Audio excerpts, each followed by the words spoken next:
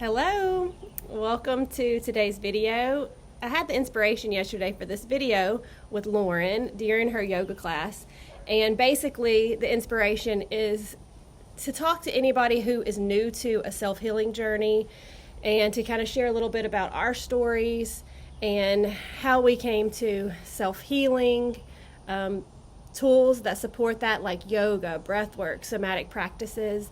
And Lauren and I have been friends for years, and she actually was the person that helped me start my journey. I started yoga at her yoga studio, and from there we have worked together for many years, and she's been helping me. Yeah, we opened a studio together in Yeah. Dothan. Yeah. Yes. And then closed it a year later because it was too much. It was too stressful. It was a lot. But the whole time she and I have been, doing our own inner work through our lives, and I'm thankful for you, and I'm glad that you are willing to do this video today to help other people. You know what I was thinking today? I was thinking this could be a video to our younger selves, because yesterday it came up with us and another person that was here. Just whenever you look back at where you were and like how far you've come. So for me, this is going to be like a video talking to my younger self whenever I had no clue. I was lost, I was scared, I was anxious. Lauren still talks about my eyes being like this when I can't help, I'm so scared. Yeah.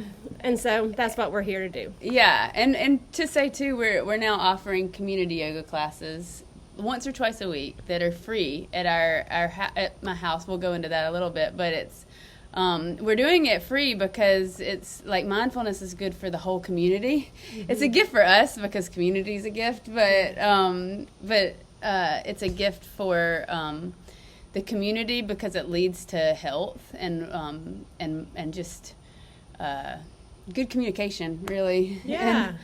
And this is local to Enterprise, this Alabama. This is local to Enterprise, Alabama. Yeah. So how do you want to start? Okay, I wanted to start with us sharing a little bit about our own personal story, because I feel like telling story, because you've actually lived through it, it's living, it's powerful, and it's potent. Notice I had to take it. Yeah, I'm excited for today if you continue, if you share your story. But I'll start with mine.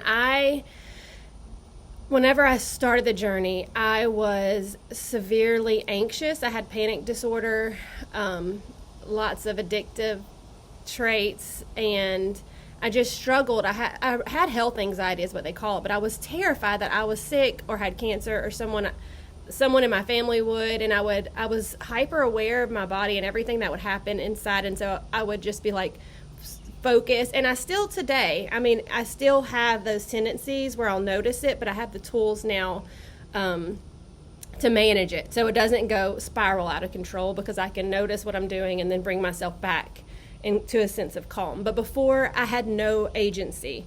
I was just, I was really lost is really the word for it. But I had a lot of childhood trauma and things that were in my nervous system that I didn't know how to heal. I tried medication. I had done a lot of trying and seeking and looking, and I remember the first time I knew Lauren, but whenever we had our connection was when I first went into her yoga studio, and I was like, will this help me? Will this help me with, I'm anxious, will this help with that? And she was like, yeah, this will help. It's helped me. And she told me a little bit about her story. And the first yoga class I went to, I just cried on my mat the entire time because I had never paid attention to my breath. And I remember the teacher was just like, just breathe, and she kept bringing me back to the breath. So I was just like, it was almost like I was never aware of myself, I was like out there. Yeah, like just out there. Just just completely lost is all I can describe it. And anyways, and that was the beginning. And then at Lauren's studio also, she sold some spiritual books, and there was a book called The Power of Now by Eckhart Tolle, and that was life-changing. I ended up reading it and listening it to on YouTube, like an Audible at the same time, and I just cried and cried and cried and cried. And so that began my journey. And then there's been ups and downs throughout that, because after I had a baby, I had postpartum anxiety, and he was very colicky. He cried for like 2 years straight. and that forced me to find breath work. So I had initially entered into these spiritual practices and stuff with yoga, which was a certain level for me, but the breath work took me even deeper past the mind than even yoga did for me. And so since then, from the breath work, when I had my first experience, I've never been the same.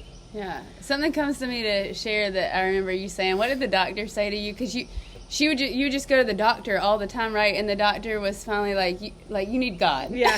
He told me, he's like, you need God, girl, because I was so, I would constantly seek this. If you've ever struggled with health anxiety, you need constant validation from someone else. Yeah. Because you don't know how to self-soothe, you don't know how to calm yourself, so it's almost like addictive, because you'll go, they'll say you're fine, everything's okay, and that'll give you a momentary peace, but then the next thing comes up, and you have the next little twinge in your stomach, and you have stomach cancer.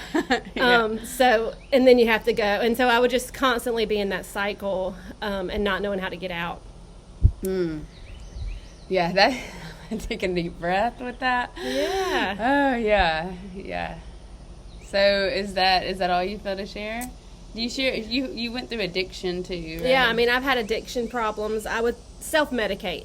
So because I didn't know how to calm myself, I would use substances to artificially manufacture that. But really what substances would do for me, that I now am aware of, they weren't the answer to my problem. They were a momentary fix, but they would help my consciousness kind of slip under. It would kind of put me under this haze so that I wasn't so hyper aware of what was going on. You know what I mean? So it would give me peace momentarily. But as we know, anything that we perceive as pleasure, like a drug, it eventually tips to pain.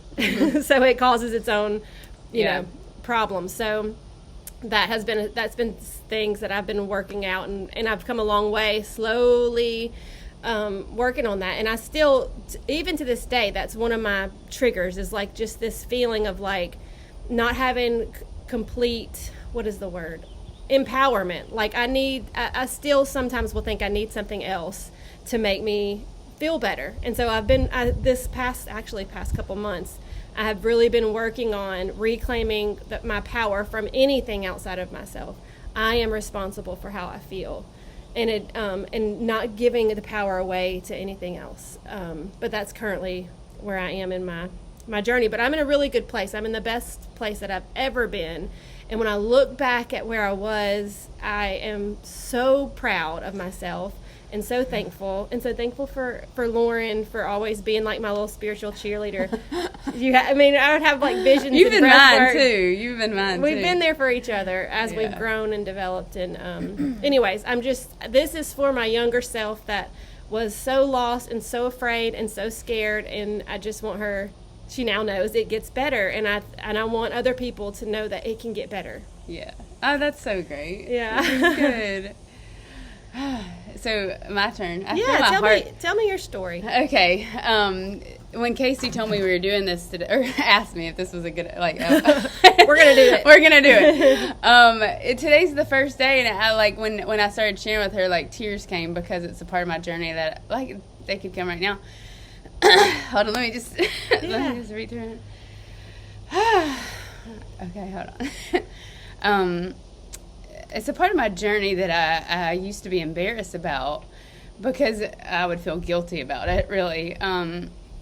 So I grew up in a family that, I didn't need anything. You know, I had all my basic needs met and more, but I wasn't spoiled in a way. Like I always had to work. I always had to, pay for my own gas and stuff, but I never had to worry that I wouldn't be taken care of. And now I see, after working with so many people, I just thought that was normal, and that's not. That's actually something to really be grateful for, and also see that have compassion, that's not everybody's story, and so I'll say a little bit about what brought me to yoga was, and then we'll get back to that. But so I grew up just in this life, if you can imagine, of really needing nothing, as far as outwardly. I didn't realize it because I was living it, but outwardly people would think, well, she's got it made, And I went to a private school growing up, and but I struggled in school. I had ADD, and I think I have undiagnosed dyslexia with math, just with math. But I always struggled, and oh gosh. And anyway, so when I was younger, this shows that it's still here. Yeah. It's like fresh. I think it was more about talking about that brought this up. But so I struggled in school and like was put in a dunce hat when I was little. I now know I now take responsibility for all of it. I'm grateful for all of it. But I was put in a dunce hat, so I learned to just see myself as not knowing enough. I don't know enough. I don't know what I'm doing. I don't know, and so I really struggled and lost confidence in myself. And but from the outside looking in, again, I felt bad that I should feel that way because it seems like everything's good on the surface, And so I had panic attacks, and I was a runner. I'm still a runner, but I would run as a way, and I didn't even know I was doing it, as a sense of control. And people outside of me would think, oh, she's so healthy. I actually was a trainer for a little while. First, I forgot that. So the other day, a personal trainer for a little while. But they'd be like, she's so healthy. She cooks healthy. She does all these things. And on the outside, I looked really healthy. But on the inside, it was a way of controlling everything. Like, it was a sense of control. And I remember one time, like, as long as I had control, I felt at peace. But if we were going out to eat and it was something I didn't have control of, like the restaurant didn't have something healthy. I remember being in a room at the beach, this came to mind the other day, like knowing we were going out to eat and it was not somewhere that I could get something that I felt was healthy, and just being in a ball of panic on the floor, like just not knowing what to do with myself, like just panicking. And so it was just this sense of control, and yet I didn't know like what it was really. And my ex-husband, who's still a close friend, but he was a Green Beret. And when we lived in Fort Bragg, I went to my first yoga class. This was, in like 2000, probably 4 or 5. Mm-hmm. And just like Casey, I cried on the mat. And it was the first time I experienced peace. And I didn't really know what happened, but I was just like, I don't know what just happened. It just was. And then I signed up. I don't even think you know this. I signed up for a training, but I didn't actually go to it, but because I didn't have control over the just before it was going to start. And this would have been like in 2006. I felt like, well, I'm not going to have control over the meal plan. I'm not going to have control over what we do, and so I'm just not going to go. It was just this whole thing. Wow. And but then. Finally, when my kids were they were 2 or 3, it just came. Like, I was driving to Birmingham once a month to go to a yoga class, it's time to go to training. And I cried on the plane because I knew I was going to have to let go of control. I cried on the way, and but it was the best week of my life because I didn't have control. They didn't even have to give a schedule, and they said that was part of it. Like, you just had to. And I remember I cried the first few days, and then I just felt free for the first time. And I remember that was when I stopped buying all the Hollywood magazines stuff, and it just left me after that. And then I remember on my mat just saying a prayer of I want this to go away, the sense of having to control what looks to be healthy. I want to be able to live free. And soon after that, A Course in Miracles was a spiritual text that helped me, but that came into my life. And as I just surrendered it and just kept living life, in mindfulness, it left me. That pattern of control just left me. That was back in probably 2013. And it just left me, over time. So that's been my journey. What made me cry this morning was I have felt... I'll say this too. So when I started teaching yoga here, I started out, I really wanted to go into the prisons. I started doing community classes, but it was pretty soon after I started teaching in Aliceville prison in Aliceville, Alabama, and I just felt such a connection with them. I was different story. If they had a different life story if I had a different life story than I've had, that could be me. Yeah. Like, I just felt, I could see, I just started seeing, like, why maybe people do things that they do. Like, if their basic needs aren't met, or if they weren't loved, didn't feel loved, like hurt, we hurt when we hurt. You know, we hurt people when we hurt. And that started really, like, landing in me. And I just realized I've just moved back from Santa Fe, and we do have this house, and I've been like a little bit embarrassed of that I have this house, like this, you know. I've just felt a little bit of guilt, but I think what's coming is, like, I just want to share it. Like, we're doing the community yoga classes here, and what else would I say about that? I think what Casey was saying, she was grateful I was sharing this part of my journey, was that just because something looks good on the outside, or like they don't have to worry about these things and stuff, it doesn't mean it is on the inside. But there's validity to the fact that if people don't have their basic needs met, they can't heal. You know, they can't. And I think that's part of what drives our community yoga. That also is what drives, like, I also guide breath work and lead retreats. But I always make it accessible. Like, if somebody truly can't afford it, well, I'm going to work with you anyway. If you're committed to your journey, I'm going to work with you anyway. If you can't afford retreat, we're going to make it happen anyway if you actually want to go. And so I think that's the best way I know how to, that feels right for me in my journey. But anyway. I thought about you. I remember you telling me the story that when you had gone to Africa, that it'll make me cry for some reason, where you had seen the happiness and they had nothing, and that they brought you a Coke, and remember you were so worried about the healthy, and they were so proud that they had, like, this was the thing they had to give you, you know. I did. I went to Africa with the Africa Yoga Project, and we would teach yoga in Africa. And like Casey said, when I went to Africa in that part of my journey, I was still in this health control thing, and they brought me this Coke, and so happy, and I was like, screw it. Like, I'm drinking this Coke, you know. It started helping me break through these defenses and like false sense of safety and connection. Like, they like blew my heart open over there. So it's like, it really hit me that community is what it is. It's like just that love. You know? I feel like we see, like, you know, in my reality, I'm still on social media. I'm kind of plugged into that world, and so, like, the Kardashians and like so much flashiness, and I think that and because I know I'm not wealthy, but I know, like, in myself that would not make me happy. Like, I really know that that's not the answer. So thankfully, maybe I've had it in a past life or something, but thankfully I do know that in my soul that that's not what would make me happy. But I think that so many people are just like, if I just had that. And so it keeps us distracted.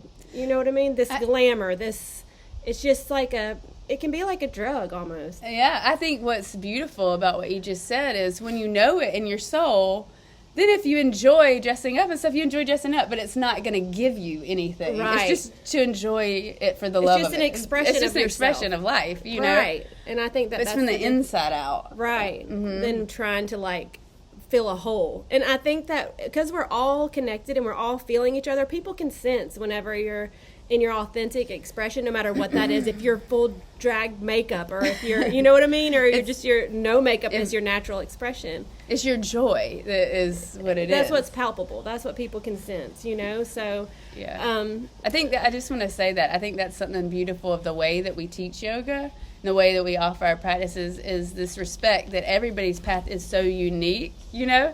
And all we're here to do is give mindfulness tools to help you discover what it is for you, you know, what your unique expression is. But I think when we've gone to sleep to our inner teacher, our inner authority, our inner sense of agency, then we lose sight of who we are.